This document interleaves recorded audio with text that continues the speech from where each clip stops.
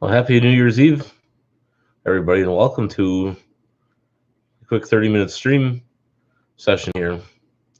So, a lot of you are probably going to go partying tonight and celebrate with family, or stay at home and hide because you're afraid that you're going to catch the virus. Or doesn't matter what you do.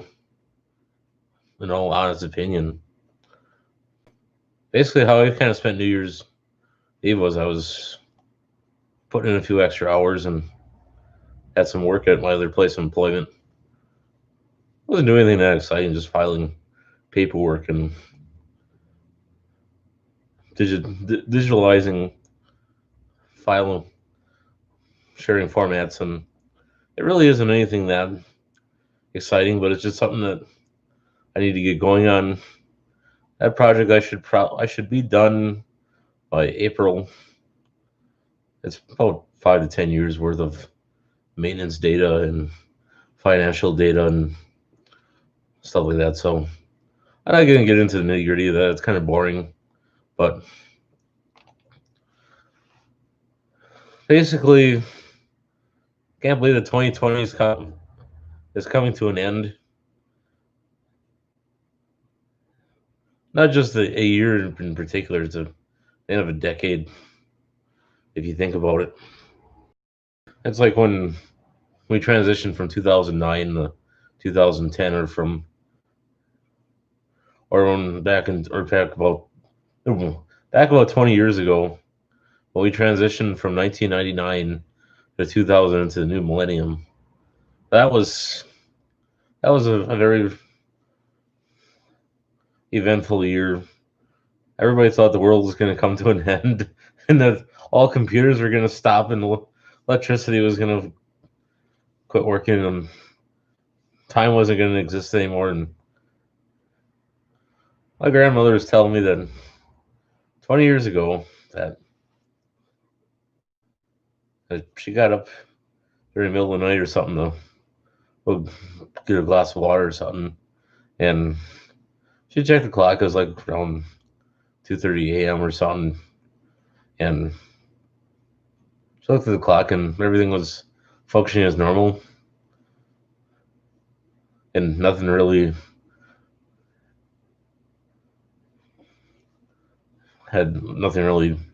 catastrophic happen. And even for a while prior to that, and shortly after that, a lot of computer manufacturers put the sticker on their computers saying Y2K compliant. And actually, it's kind of a big joke if you think about it, because sure, we transitioned from 1999 to 2000, but it really, everybody made such a big to do about the world coming to an end, and it really didn't. And even back in 2010, they thought in May or April that we're supposed to be a worldwide flood or something. I'd have to reread the Farmer Almanac from that year, but they thought that it was going to come to an end, and it didn't. And then they thought 2012, on December 12th, that according to the Mayan calendar, that was when the world was supposed to end. That didn't end either, but then back in 17, they said that the world was supposed to come to an end, but the only man himself cannot determine when the end of time is, but only God himself can make that judgment. And God doesn't work on science. He doesn't work on what man thinks. But I'm not going to get into the whole nitty gritty of it. But if you think about it, you just got to take one day at a time and just can't dwell on. It's like now with this pandemic business, everybody's they're all afraid that they're going to die from it. They're all going to die eventually anyway. Not from that, not from the pandemic so much, but a lot of people are forgetting that there's some people that die from heart disease, or some that die from suicide. There's some that die of natural causes. There's some that die from cancer. There's some that die from car accidents, and so you can't blame it all on. You can't blame a car accident or a heart attack or all on a pandemic. That's what I'm trying to say. Is you gotta think these things out rationally. You can't you can't just assume that everybody dies from COVID or anything like that. You gotta you gotta kind of sit down and examine. And for a period of time when the hospitals are all filled up, and that a lot of times, usually in between September and December, a lot of insurance companies, anybody that needs surgeries like hip replacements or knee replacements or any other prosthetics or other various procedures, that's usually a time when people get procedures done. And and there's even some instances where,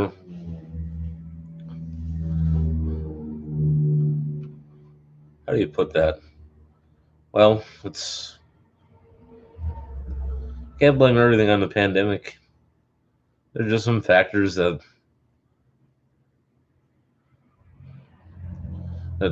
play into it as well. And enough said about that.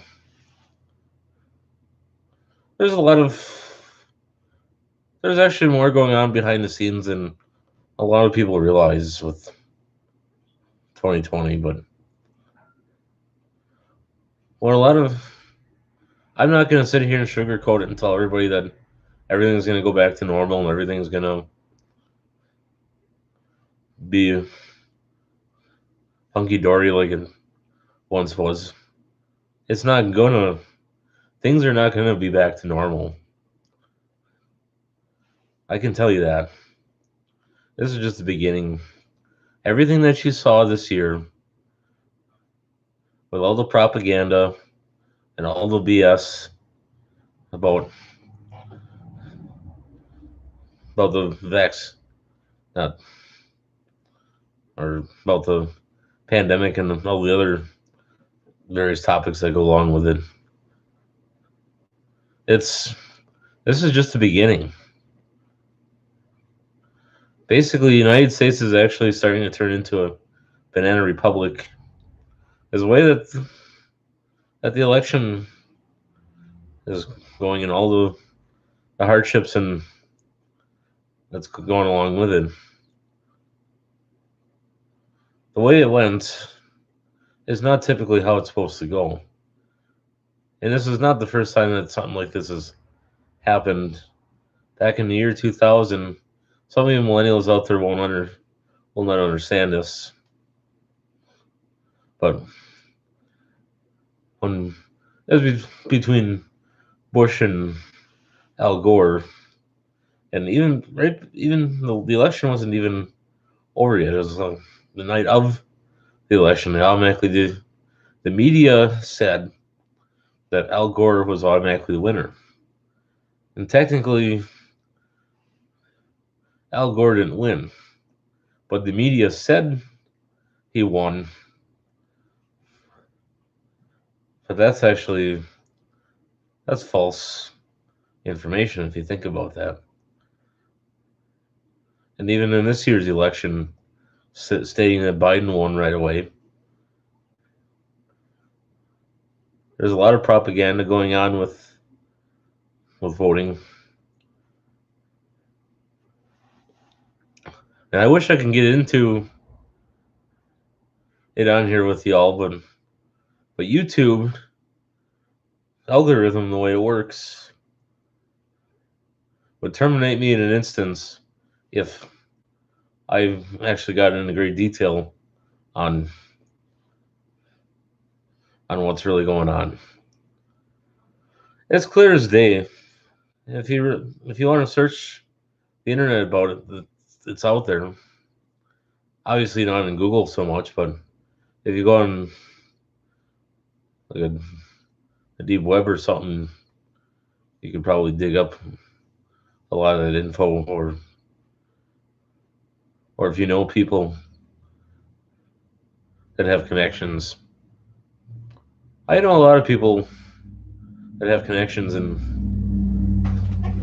it's quite fascinating having different conversations with different people. And when you're in the IT field, you run into a lot of people in a day's time. And then when you're buildings and grounds and you work for a non for profit organization, you also talk talk to a lot of different coworkers and different people, and you kind of it's it's very interesting when you have a different variety of people to talk to and converse with. Truth is going to come out eventually. Truth is going to hit the fan, and it's all going to be revealed before your eyes what's going on. But it's not even the United States government itself. A lot of this is like the WHO, the World Health Organization, the Rockefeller Foundation, Bill Gates and Melinda Gates Foundation, uh, Dr. Fauci. A lot of those, and there's a lot of different alliances and that are all involved in this. It's basically the elite. They're trying to make one world government, one world religion, and one world currency.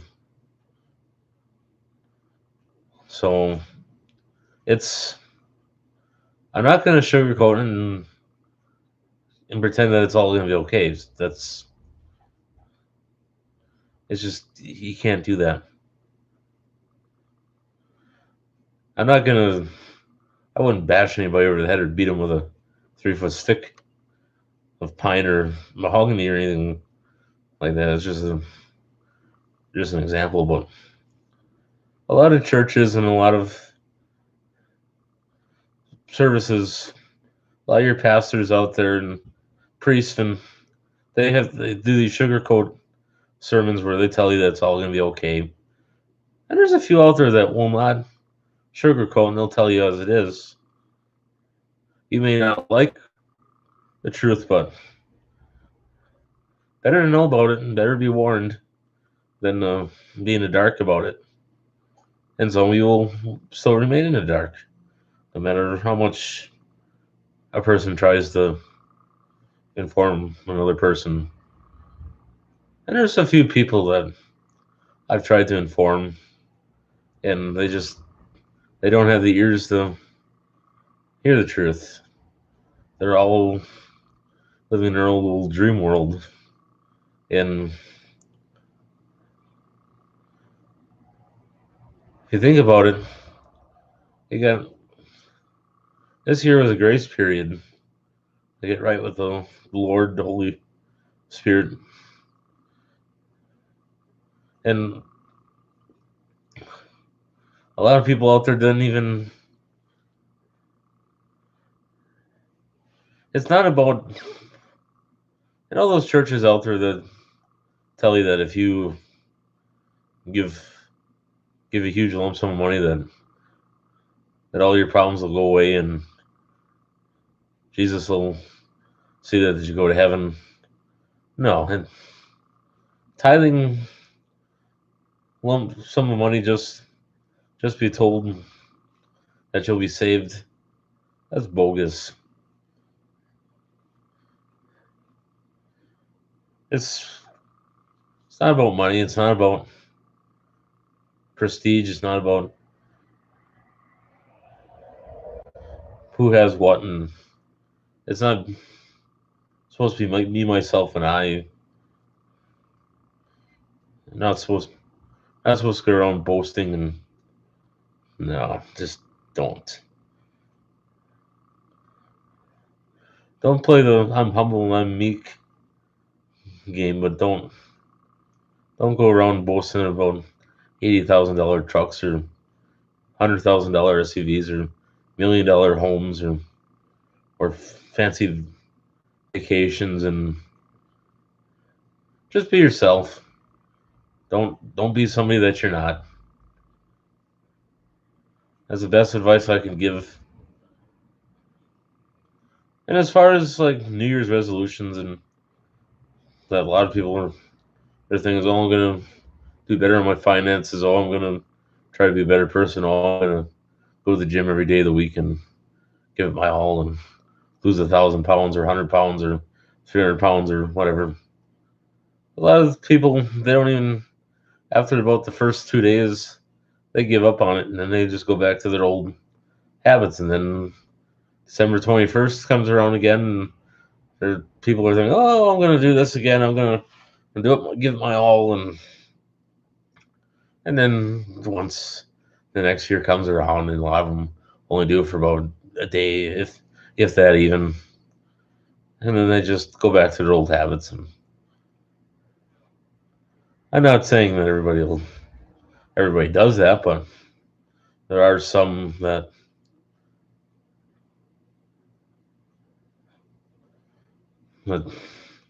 actually stick to their commitments, and I gotta give those people credit that stick with their commitments. It's not easy committing to something. It's like those that are Catholic that do Lent, where you give up something that you enjoy, like desserts or beer or TV or something. Well, to be honest, there's really not much to watch on TV these days. So that's Lent will be coming up for Catholics pretty quick.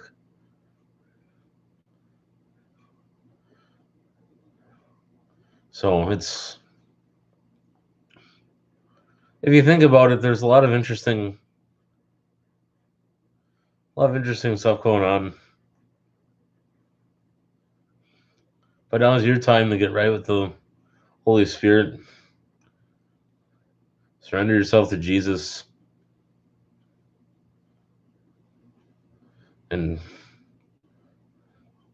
let go of materialistic items and just kind of get ready for what's coming next. That's the best I can tell you for New Year's Eve. God bless everybody. Take care. And we're actually a little bit shorter in video length than I thought, but that's all right. Stay safe out there. Don't get so drunk that you're hungover the next day. That's no way of spending New Year's Day. Some of you think it's okay and cool to do that, but after you get to a certain age and you kind of just move on with that stuff. And a lot of people that have families and that they don't. It's not appropriate to be drunk and hungover. Take care, everybody, and we'll see you soon.